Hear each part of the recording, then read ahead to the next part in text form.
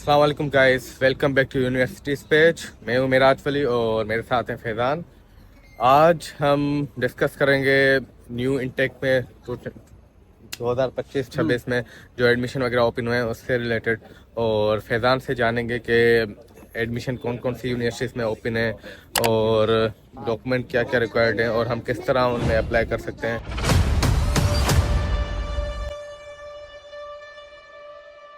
तो फैज़ान, मुझे सबसे पहले ये बताना कि इटली में हमें एडमिशन के लिए कौन कौन से डॉक्यूमेंट चाहिए होंगे।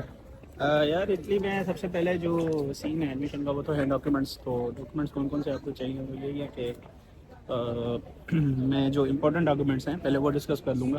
तो आपका जो पासपोर्ट है वो सबसे मैंडेटरी है। सबसे पहले आपके पास पासपोर्ट होना लाजमी है। बहुत सारे स्टूडेंट्स कहते हैं पासपोर्ट हमारे पास नहीं है, हम अपना NIC के बेस पे अप्लाई करें, तो ऐसा नहीं होगा। आपको पासपोर्ट के जो है वो पासपोर्ट आपका वैलिड होना चाहिए प्रॉपर, और उसी के थ्रू आप अप्लाई करेंगे। दूसरा है कि आपके पास ओरिजिनल एजुकेशनल डॉक्यूमेंट्स मौजूद होने चाहिए।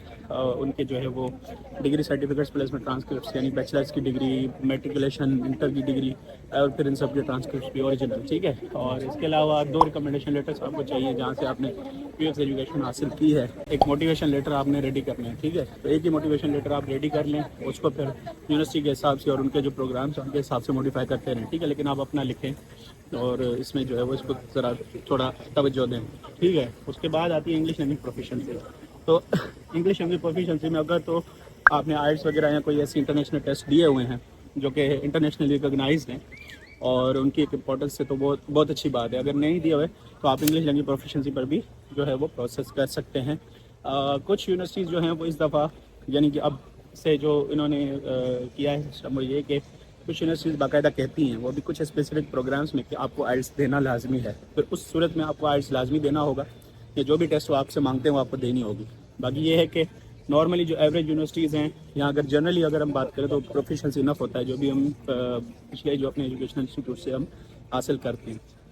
इस सब के अलावा आपको अगर आपके पास कोई एक्सपीरियंस है, कोई डॉक्यूमेंट, मतलब जो आपने कोई जॉब वगैरह की है या कोई भी एक्स्ट्रा करिकुलर एक्टिविटीज, अवार्ड्स हैं, कुछ भी है, इस सब से अलावा तो आप एज ए सपोर्टिंग डॉक्यूमेंट उसको as a supporting tool use कर सकते हैं अपनी एप्लीकेशन में, और वो भी आपको जो है वो फ़ायदा देगा। अगर रिसर्च पब्लिकेशन है तो और ऐसी बात है। ये सब चीज़ें हैं जो कि आपको बेनिफिट देंगी, और ये डॉक्यूमेंट्स हैं सारे जिनके थ्रू आप फिर अप्लाई कर सकते हैं। जी, मुझे इसके अलावा ये भी बताना कि जो स्टूडेंट्स बैचलर्स में एडमिशन लेना चाहते हैं उनको कोई टेस्ट वगैरह देना पड़ता है या क्या कोई सीन होता है कुछ, तो थोड़ा ये बताएं।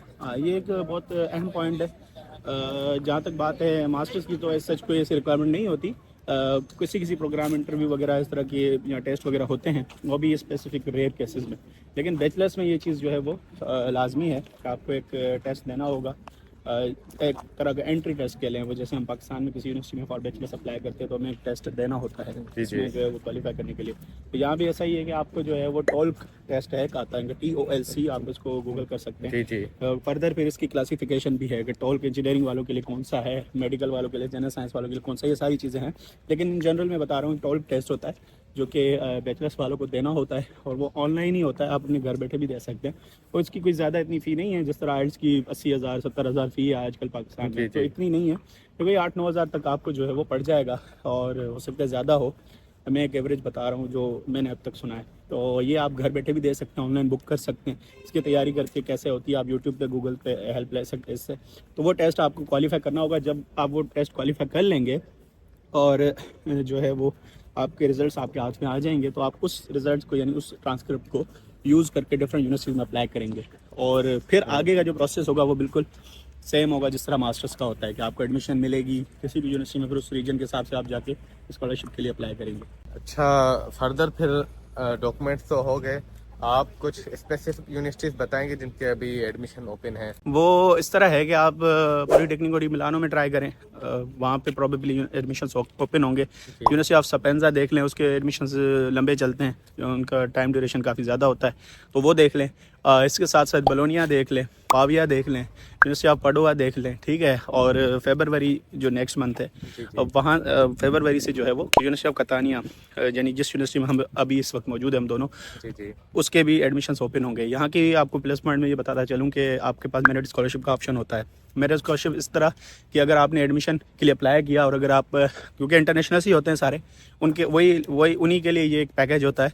तो अगर आप टॉप 5 में आ जाते हैं किसी भी प्रोग्राम के अंदर, यहाँ पे बहुत सारे प्रोग्राम्स अवेलेबल हैं स्पेशली इंजीनियरिंग के, तो अगर आप टॉप 5 में आ जाते हैं तो ये आपको यूनिवर्सिटी जो है वो 2 साल तक मतलब पर ईयर 2000 यूरो जो है मेरिट स्कॉलरशिप देती है। अब ये मेरिट स्कॉलरशिप भी है, साथ ही आप जो है वो रीजनल भी ले सकते हैं, यहाँ पे ऐसी कोई रिस्ट्रिक्शन नहीं है कि आप नहीं ले सकते, वो एक अलग बात है। ठीक है, तो कहने का मकसद है यहाँ का ये बेनिफिट। इसी तरह दूसरी यूनिवर्सिटीज़ भी होंगी, यूनिवर्सिटी ऑफ इंसूब्रिया है, वहाँ का मैंने सुना है कि वहाँ पे एक्सेलेंस स्कॉलरशिप होती है, तो वहाँ पे आप देखें कि अगर आपको वहाँ पे अपॉर्चुनिटी मिल जाती है वो भी बहुत अच्छा है, उसका अमाउंट बहुत ज़्यादा होता है। ठीक है, मतलब काफ़ी कंपैरेटिवली जो है वो होता है, उसका अच्छा खासा अमाउंट होता है। इसी तरह बहुत सारी और यूनिवर्सिटीज़ हैं, तो वहाँ पे आप ट्राई करें, देखें, अगर उनके डेडलाइंस ओपन है तो आप अप्लाई करें। कतानिया के लिए करना है तो फरवरी में स्टार्ट होंगे, मेसिना देख लें, पलेर्मो देख लें, तो ये सारी यूनिवर्सिटीज़ हैं, नेपल्स फेडरिको 2 है, और इसके अलावा बहुत सारी और हैं। तो आप वहाँ पर ट्राई करें, देखें, अपने प्रोफाइल के हिसाब से अप्लाई करते जाएं, और जहाँ पे आपको एडमिशन मिलता है फिर आगे का जो स्कॉलरशिप का जो प्रोसेस है वो उसके हिसाब से होगा। अच्छा, यहाँ से मैं ये बताता चलूँ कि नेपल्स फेडरिको 2 का आपने जिक्र किया, तो उसमें जिस तरह हमारे कतानिया में मेरिट स्कॉलरशिप है और रीजनल भी हम अवेल कर सकते हैं, उसी तरह ही नेपल्स फेडरिको 2 में भी मेरिट स्कॉलरशिप मिलती है। अच्छा जी हाँ, और अमाउंट कितना है तकरीबन?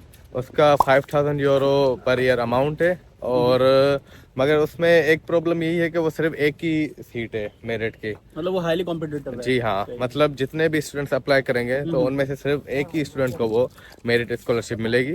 और वो किसी पाकिस्तानी स्टूडेंट को मिली है वो? जी, एक फ्रेंड है उनको मिली है, उनका अल्हम्दुलिल्लाह सारा प्रोसेस A to Z मैंने ही उनको गाइड किया था, तो उनको मेरिट स्कॉलरशिप भी मिल गई है और रीजनल भी मिल गई है, और अभी वो नेपल्स पहुंच भी गई हैं। फर्दर ये है कि नेपल्स फेडरिको 2 के अलावा यूनिवर्सिटी ऑफ कलाब्रिया भी आपने सुना होगा, उसमें सिर्फ मेरिट स्कॉलरशिप है as far as I know, क्योंकि वहाँ एक स्टूडेंट है जिनको मैं जानता हूँ, तो उनसे मैंने डिटेल में बात की थी, तो उन्होंने यही बताया था कि वहाँ पे मेरिट स्कॉलरशिप है, और वहाँ शायद टॉप 5 या टॉप 10 को वो मेरिट स्कॉलरशिप प्रोवाइड करते हैं। तो ये है आप, और इसके अलावा मुझे ये बताएं कि मतलब जो लो CGPA वाले स्टूडेंट्स हैं जिनकी 3 या 3 से भी कम है, वो कौन सी यूनिवर्सिटीज़ में अप्लाई करें? देखिए, लो CGPA वाले या एवरेज CGPA वालों के लिए मैं तो ये रिकमेंड करूंगा कि हाई प्रोफाइल यूनिवर्सिटीज़ की तरफ ना जाएं। ठीक है, उसकी 2 वजह, एक तो आप उनकी फ़ीस होती है, ठीक है, हाँ। जो टॉप रैंक यूनिवर्सिटीज़ है उनकी फ़ीस है, और फीस भी कोई छोटी नहीं है, 30, 40, 50 यूरो तक भी है, तो वो बिला वजह आप क्यों दे रहे हैं, जबकि अंदाज़ा आपको हो चुका है कि आपकी प्रोफाइल इतनी स्ट्रॉन्ग नहीं है और वहाँ पर कॉम्पिटेंसी ज़्यादा होती है, और ज़ाहिर बड़े शहर होते हैं, वो यूनिवर्सिटी भी बड़ी होती हैं, तो वहाँ पे आपको अप्लाई नहीं करना चाहिए। हाँ, अगर कोई ऐसी हाई प्रोफाइल यूनिवर्सिटी आपको मिल जाती है, हाई रैंक यूनिवर्सिटी मिल जाती है जहाँ पे आप देखते हैं कि फ़ी इतनी ज़्यादा नहीं है और आप रिस्क ले सकते हैं, तो फिर ट्राई करें। वो 1-2 की आप जो है गुंजाइश रख सकते हैं। बाकी ये है कि आप medium and average, medium and low rank जो यूनिवर्सिटीज़ हैं उनमें ट्राई करें, क्योंकि देखें स्कॉलरशिप के बेनिफिट्स तो हर जगह पे सेम ही है बुरी इटली में, और ऐसा नहीं है कि जो है आपको किसी रीजन में कम अमाउंट मिलता है तो किसी पे ज़्यादा, ऐसा नहीं है। ठीक है, कुछ माइनर चीज़ें वेरी करती हैं, लेकिन पैकेज ऑलमोस्ट सेम होता है। तो आप लो रैंक में और एवरेज में अपना जो है वो ट्राई करें, तो उसमें मेरे ख्याल से वो उनके लिए ज़्यादा बेहतर है जिनकी CGPA 2.5 या 2.5 से लेकर 3 तक के दरमियान है। तो उनमें मेरे ख्याल से स्टूडेंट्स को यूनिवर्सिटी ऑफ कतानिया हो गई, पलेर्मो हो गई, मेसिना हो गई, नेपल्स फेडरिको 2 हो गई, या नेपल्स पार्थेनोप है, और भी कुछ इस तरह की यूनिवर्सिटीज़ हैं जो लो CGPA वालों को भी एडमिशन उनको मिल जाता है। एग्जैक्टली। मगर उनका ये है कि उनके एडमिशन थोड़ा लेट स्टार्ट होते हैं। आप ये कर सकते हैं कि जिन यूनिवर्सिटी की फ़ीस कम है, 10 to 20 यूरोस या 30 यूरोस आलमोस्ट, तो उनमें अप्लाई कर लो।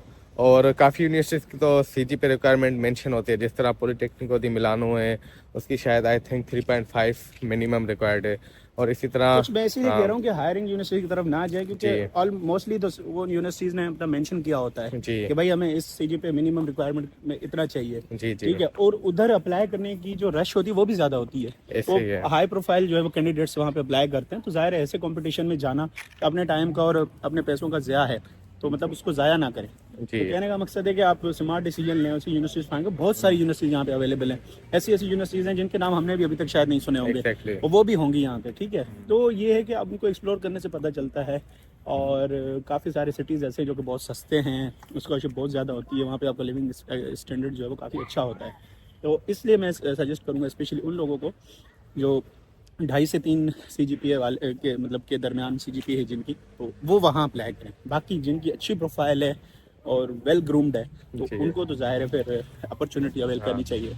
जिस तरह जिनकी 3.5 प्लस CGPA है तो उनको पॉलिटेक्निको दी मिलानो टारगेट करना Exactly, चाहिए, Sapienza। सेपिएंजा टारगेट करनी चाहिए, बिलोनिया हो गई और भी पदुआ होगी, पविया होगी, यूनिवर्सिटी इस ऑफ टोरिनो है। तरह पॉलिटेक्निको दी तोरिनो भी है। इन सबको वो टारगेट कर सकते हैं और उनमें उनका एडमिशन हो भी सकता और है। यूनिवर्सिटी ऑफ काफस्कारी वेनिस है। जी। ये मतलब बड़े बड़े शहर हैं ना, मैं इसलिए बता रहा हूँ कि जी ये जी इन यूनिवर्सिटीज़ की रैंकिंग काफ़ी अच्छी है। और यूनिवर्सिटी ऑफ बोलोनिया ये है कि दुनिया की ओल्डेस्ट यूनिवर्सिटी है यूनिवर्सिटी ऑफ बोलोनिया। जी जी उसकी फिर क्राइटेरिया भी टफ है, जाहिर है वहाँ पे लोग भी फिर उस तादाद में अप्लाई करते हैं PhD के लिए, मास्टर्स जी के जी लिए। तो कहने का मकसद है कि अपने प्रोफाइल को देख के, हाँ अपने प्रोफाइल पे काम भी करते रहें। ऐसा नहीं है कि आपका जी प्रोफाइल लो है तो आप उसको उस लो के साथ आगे जा रहे हैं। कोर्सेज करें ऑनलाइन, कुछ एक्स्ट्रा करिकुलर एक्टिविटीज़ में ऐड करें जो आपकी अकेडमिया से रिलेटेड हो, यानी कि गूगल पे ऑनलाइन कोर्सेज कर लें, बेशक पेड ना करें, फ्री कर लें, थोड़े बहुत आपको जो है वो इसका बेनिफिट हो जाएगा, आपकी CV ग्रूम होगी। जी हाँ एक एग्जैक्टली। और चीज़, CV से याद आया, मैं डॉक्यूमेंट्स में एक चीज़ बताना भूल गया, जी जी वो मुझे जहन में आ रहा था, मैं कौन सी चीज़ बोल रहा हूँ, वो है यूरोपास CV। और जी CV आपकी अच्छी बनी होनी चाहिए, अकेडमिक CV बनी होनी चाहिए। यानी मैंने देखा है बहुत सारे कैंडिडेट्स के, मैंने CVs अब तक रिव्यू किए हैं, तो वो गलती करते हैं ये कि मैंने भी अपने टाइम ये गलती की थी, पर मुझे सीनियर से समझाया कि वो बड़ी लंबी चौड़ी CV बना देते, 5-6 पेजेस की। देखिए ये इस तरह ना करें, ठीक है। CV बनाएं प्रिसाइज 2 से 3 पेजेस की, इनफ है, बैचलर्स लेवल पे इनफ होती है। अकेडमिया के हिसाब से CV बनाएं जिसमें आपके प्रोजेक्ट्स, एकेडमिक जो आपने प्रोजेक्ट परफॉर्म किए हैं अपनी बैचलर्स में, आपके थीसिस, वो सारी चीज़ें मेंशन हो। आपके डिजिटल स्किल, सॉफ्टवेयर जो आपके फील्ड से रिलेटेड हैं, रिसर्च है, जो भी है, अकेडमिक CV होनी चाहिए, लगना चाहिए अकेडमिक CV है, ठीक है। तो वो एक जो है वो पॉइंट रह गया था, वो मैं अभी डिस्कस कर रहा हूँ, तो वो भी ऐड कर दें, और बाकी सब यही है। जी एग्जैक्टली। तो फर्दर आप एडमिशन प्रोसेस के हिसाब से आप हमसे कांटेक्ट भी कर सकते हैं गिवन नंबर्स पे। और वीडियो अच्छी लगी तो काइंडली डू सब्सक्राइब। तक के लिए अल्लाह हाफिज़, सी यू लेटर।